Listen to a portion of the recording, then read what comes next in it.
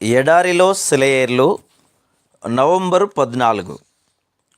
గోధుమ గింజ భూమిలో పడి చావకుండిన ఎడల అది ఒంటిగానే ఉండును, అది చచ్చిన ఎడల విస్తారముగా ఫలించును. యోహాను సువార్త 12:24. నార్థాంప్టన్లో ఉన్న సమాధుల్లోకి వెళ్ళి డేవిడ్ బ్రెయినార్డ్ సమాధిని, అతడు ప్రేమించినప్పటికీ పెళ్లి చేసుకోలేకపోయిన అందాల రాశి జెరుషా ఎడ్వర్డ్స్ సమాధిని చూడండి. ఆ యువ మిషనరీతో పాటు ఎన్ని ఆశలు, క్రీస్తు కోసం ఎన్ని ఆశయాలు ఆ సమాధిలోకి వెళ్ళిపోయాయో. అతని మిషనరీ సేవ గురించిన జ్ఞాపకాలన్నీ తెరమరుగైనాయి.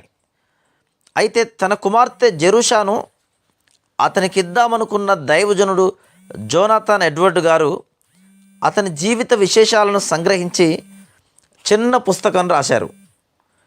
ఆ పుస్తకం అట్లాంటిక్ సముద్రం దాటి కేంబ్రిడ్జ్లో విద్యనభ్యసిస్తున్న హెన్రీ మార్టిన్ కంటపడింది.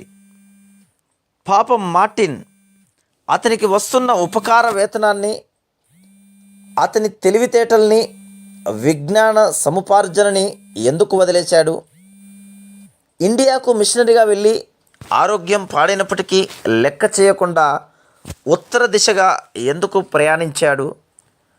టర్కీ ఎడారి ప్రాంతాల గుండా నల్ల సముద్రం దాకా వెళ్ళి మాడిపోతున్న జ్వరం నుండి కాస్తంత చల్లదనం కోసం ఆ ఎడారి ఇసుకల్లో గుర్రం కల్లేల క్రింద తలదాచుకొని ఒంటరి చావు చావవలసిన అగత్యం ఏముంది?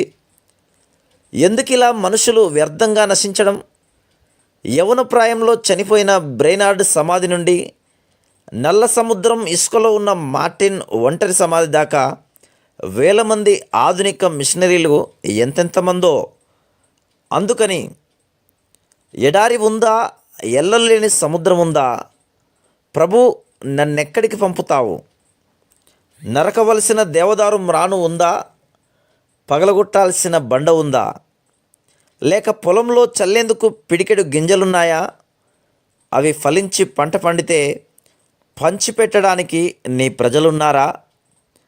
తండ్రి, ఎడారినైనా సాగరాన్నైనా చూపించు, నాకు పంపించు నీ ఇష్టమైతే.